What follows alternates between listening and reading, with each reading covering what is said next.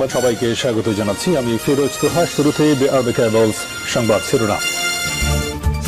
বাংলাদেশের সর্বশেষ গুরুত্বপূর্ণ আপডেট সংবাদে আপনাকে স্বাগত। শুরুতে সংবাদ শিরোনাম, পরে বিস্তারিত। শুরুতেই জানিয়ে দিব, শেখ হাসিনা পালানোর পর ভারতে পালানোর সময় ফেনীর পিএস মানিক ইমিগ্রেশনে আটক। ফেনীর আলোচিত পিএস মানিককে ভারতে পালানোর সময় আটক করেছে ব্রাহ্মণবাড়িয়া আখাউড়া আন্তর্জাতিক ইমিগ্রেশন চেকপোস্ট পুলিশ। আলোচিত পিএস নিজাম হাজারীর পিএস হিসেবে পরিচিত ছিলেন। এরপর জানিয়ে দিব, শেখ হাসিনার বিচারের দাবিতে ব্রিটিশ প্রধানমন্ত্রী বরাবর স্মারকলিপি। বাংলাদেশের পলাতক প্রধানমন্ত্রী শেখ হাসিনার বিচারের দাবিতে ব্রিটিশ প্রধানমন্ত্রী বরাবর স্মারকলিপি দিয়েছেন UK lawyers alliance for Bangladesh ULAB। সোমবার ব্রিটিশ প্রধানমন্ত্রীর কার্যালয়ে এ স্মারকলিপি হস্তান্তর করেন সংগঠনটির নেতারা। জানিয়ে দিব, গ্যান্ডারিয়ায় বিএনপি নেতা আনিসকে গুলি করে হত্যা। রাজধানীর গ্যান্ডারিয়ায় 40 নং ওয়ার্ড বিএনপির যুগ্ম সাধারণ সম্পাদক আনিসুর রহমান আনিসকে গুলি করে হত্যা করা হয়েছে। মঙ্গলবার বিকেলে দয়াগঞ্জ মোড়ে তাকে হত্যা করা হয়। এবারে জানিয়ে দিব, গতকালের বক্তব্যের জন্য দুঃখ প্রকাশ করলেন স্বরাষ্ট্র উপদেষ্টা অবসরপ্রাপ্ত ব্রিগেডিয়ার জেনারেল MA সাকাত হোসেন। এবারে জানিয়ে দিব, বৈষম্য বিরোধী ছাত্র আন্দোলনের রেজিস্ট্যান্স উইক শুরু। সপ্তাহব্যাপী রেজিস্ট্যান্স উইক শুরু করেছে বৈষম্য বিরোধী ছাত্র আন্দোলন। এই কর্মসূচির প্রথম দিনে পূর্বে যেখানে আন্দোলনকারীরা নিহত হয়েছেন সেই স্থান অভিমুখে রোড মার্চ কর্মসূচি পালন এবং 4 দফা দাবি জানিয়েছে এই প্ল্যাটফর্মটি। ঘোষিত কর্মসূচির অংশ হিসেবে 13 আগস্ট বিকাল 3টায় কেন্দ্রীয়ভাবে ঢাকা বিশ্ববিদ্যালয়ের ঢাবি TSC রাজু ভাস্কর্যের পাদদেশে জড়ো হন শিক্ষার্থীরা। সমাবেশে আন্দোলনকারীরা 4 দফা দাবি জানান। এবং সর্বশেষ জানিয়ে দিব, আওয়ামী লীগ প্রতিটি মানুষকে জিম্মি করে রেখেছিল, অভিযোগ করলেন ফয়জুল করিম। আর সন্ধ্যায় পুরনো পল্টনস্থ IAB মিলনায়তনে চলমান রাজনৈতিক পরিস্থিতি পর্যালোচনা সভায় সভাপতির বক্তব্যে তিনি এসব কথা বলেন। প্রিয় দর্শক, এতক্ষণ শুনছিলেন সংবাদ শিরোনাম, এবারে বিস্তারিত। তবে তার আগে বন্ধুরা, অনুরোধ থাকবে সংবাদটিতে একটি লাইক দিন। আর বন্ধুরা, এই চ্যানেলে আপনি নতুন হয়ে থাকলে সংবাদটি দেখতে দেখতে চ্যানেলটি সাবস্ক্রাইব করে রাখুন, যাতে করে আমাদের পরবর্তী লেটেস্ট আপডেট সংবাদগুলো সবার আগে আপনার কাছে পৌঁছে যায়। আর বন্ধুরা, কমেন্ট করে জানিয়ে দিন আপনি বিশ্বের কোন দেশ থেকে বা বাংলাদেশের কোন জেলা থেকে আমাদের সংবাদটি দেখছেন এবং শুনছেন। জানিয়ে দিন এই সংবাদ সম্পর্কে আপনার মূল্যবান মতামত। আর বন্ধুদের মাঝে ফেসবুক সোশ্যাল মিডিয়ায় শেয়ার করে সবাইকে জানার সুযোগ করে দিন। এবারে বিস্তারিত।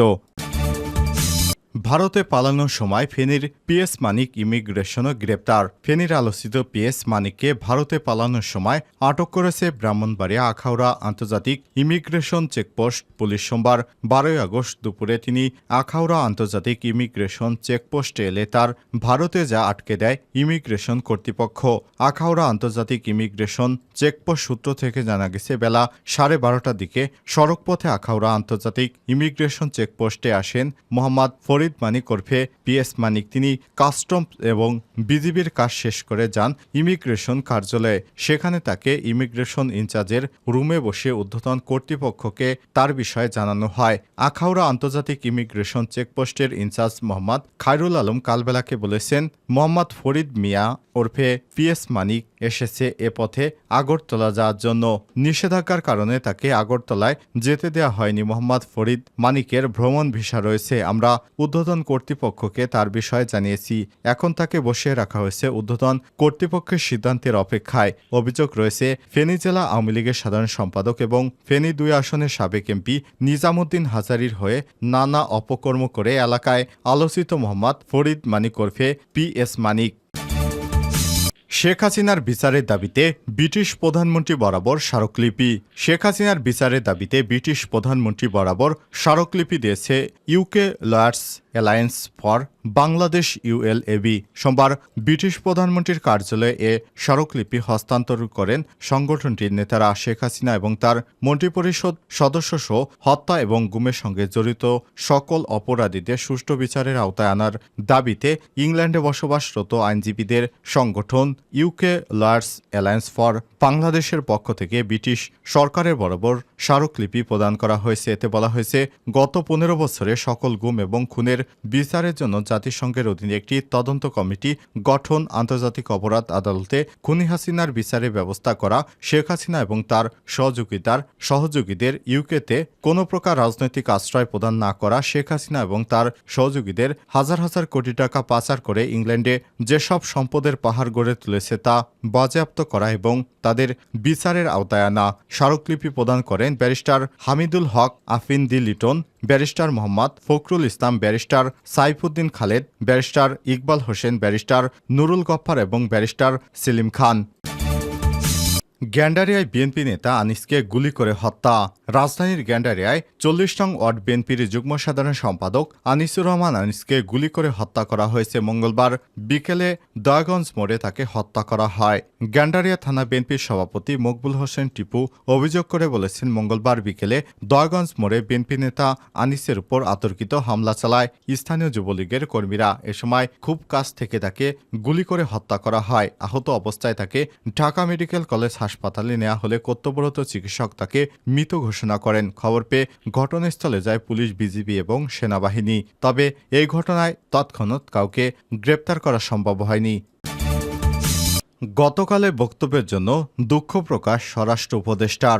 নিজের বক্তব্যের জন্য দুঃখ প্রকাশ করে অন্তর্বর্তী সরকারের স্বরাষ্ট্র উপদেষ্টা ব্রিগেডিয়ার জেনারেল অবসরপ্রাপ্ত এম সাকাত হোসেন।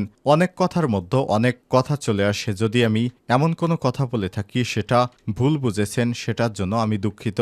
মঙ্গলবার ১৩ আগস্ট দুপুরে পিলখানা বর্ডার গার্ড বাংলাদেশ বিজিবির সদর দপ্তরে বিজিবি হাসপাতালে চিকিৎসাধীন বিজিবি সদস্যদের খোঁজখবর নেয়ার পর সাংবাদিকদের সঙ্গে আলাপকালে তিনি এই দুঃখ প্রকাশ করেছেন। তিনি বলেন, আমি ছাত্রদের উদ্দেশ্যে বলবো, তোমাদের আন্দোলন কেউ ছিনিয়ে নিতে পারবে না। এই আন্দোলন তো ইমেজ আছে।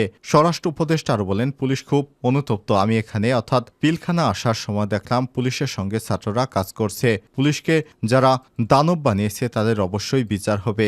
একটু সবুর করেন। সরকারি অ্যাকশন নিতে গেলে অনেক প্রসেস আছে, সুতরাং ধৈর্য ধরতে হবে। পুলিশের যোগদান সম্পর্কে তিনি বলেন, সবাই যোগ দিচ্ছে। আগামী বৃহস্পতিবার ১৪ আগস্ট বলতে পারবো কতজন আসছে, কতজন আসেনি। আর আপনারা তো দেখছেন পুলিশ আমাদের সঙ্গে আছে।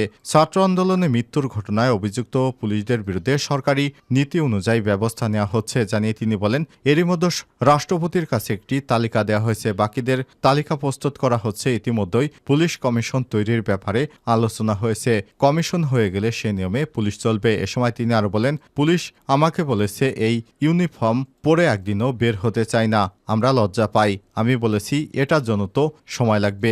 যারা ছাত্র কোটার আন্দোলনের মধ্যে ছিলেন তাদের বলছি, আপনারা ডিজাইন ব্যাচ নিয়ে আসেন, আমরা যত দ্রুত সম্ভব ইউনিফর্ম চেঞ্জ করতে চাই। এম সাকাত হোসেন আরো বলেন, পুলিশেরা ভবিষ্যতে যেন মানবিক পুলিশ হয় সেজন্য আমরা পুলিশ কমিশন গঠনের চিন্তাভাবনা করছি। পুলিশ সদস্যরাও বলছে পুলিশ কমিশনের অধীনে তারা থাকতে চায়, রাজনৈতিকভাবে ব্যবহার হতে চায় না।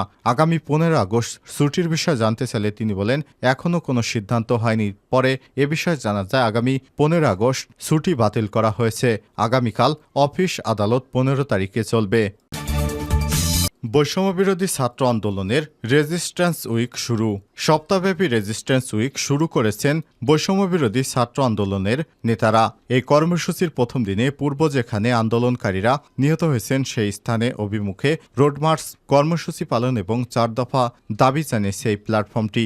ঘোষিত কর্মসূচির অংশ হিসেবে আজ ১৩ আগস্ট বিকেল ৩টায় কেন্দ্রীয়ভাবে ঢাকা বিশ্ববিদ্যালয়ের ঢাবি টিএসসি রাজু ভাস্কর্যের পাদদেশে জড়ো হন শিক্ষার্থীরা। পরে তারা বিক্ষোভ মিছিল নিয়ে বিশ্ববিদ্যালয়ের কেন্দ্রীয় লাইব্রেরি হয়ে হলপাড়া ভিসি চত্বর এবং ফুলার রোড হয়ে শহীদ মিনারে গিয়ে একটি সমাবেশের আয়োজন করেন। সমাবেশে আন্দোলনকারীরা ৪ দফা দাবি জানান। এ সময় তারা আন্দোলনে নিহতদের স্মরণে ১ মিনিট নীরবতা পালন করেন এবং দোয়া করেন। কর্মসূচিতে শিক্ষার্থীদের আগামীকাল সারাদিন খুনিদের মামলার দিন, ফাঁসি চাই, ফাঁসি চাই, খুনি হাসিনার ফাঁসি চাই, বিচার চাই, বিচার চাই, গণহত্যার বিচার চাই, আমার ভাই কবরে, খুনি কেন বাহিরে, দিয়েছি তো রক্ত, আরো দেব রক্ত, রক্তের বন্যায় ভেসে যাবে অন্যায়, শহীদের রক্ত বৃথা যেতে দেব না ইত্যাদি সংবলিত স্লোগান দিতে দেখা যায়। সমাবেশে উত্থাপিত ৪ দফা দাবির প্রথম ২ দফা ঘোষণা করেন বৈষম্যবিরোধী ছাত্র আন্দোলনের অন্যতম সমন্বয়ক সাজিস আলম। এ সময় তিনি বলেন, ফ্যাসিবাদী কাঠামোকে ব্যবহার করে ফ্যাসিস্ট হাসিনা এবং তার দল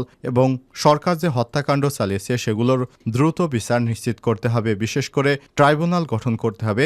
সংখ্যালঘুদের উপর আওয়ামী লীগ এবং এর সহযোগী মহাজোটের শরিক দলগুলো পরিকল্পিত হত্যা, ডাকাতি এবং লুণ্ঠনের মাধ্যমে গণ অভ্যুত্থানকে বিতর্কিত করার অপচেষ্টায় অংশগ্রহণকারীদের দ্রুত বিচারের আওতায় আনতে হবে এবং সংখ্যালঘুদের ন্যায্য দাবি মেনে নিতে হবে। তৃতীয় চতুর্থ দফা ঘোষণা করেন আরেক সমন্বয়ক হাসনাত আব্দুল্লাহ। এ সময় তিনি বলেন, প্রশাসন এবং বিচার বিভাগে যারা আছেন ছাত্র জনতার অভ্যুত্থানে হামলা, মামলা এবং হত্যাযজ্ঞকে বৈধতা দিয়েছেন তাদেরকে বিচারের আওতায় আনতে হবে অতি দ্রুত সময়ের মধ্যে। এর মধ্যে রয়েছে আইনমন্ত্রী আনিসুল হক।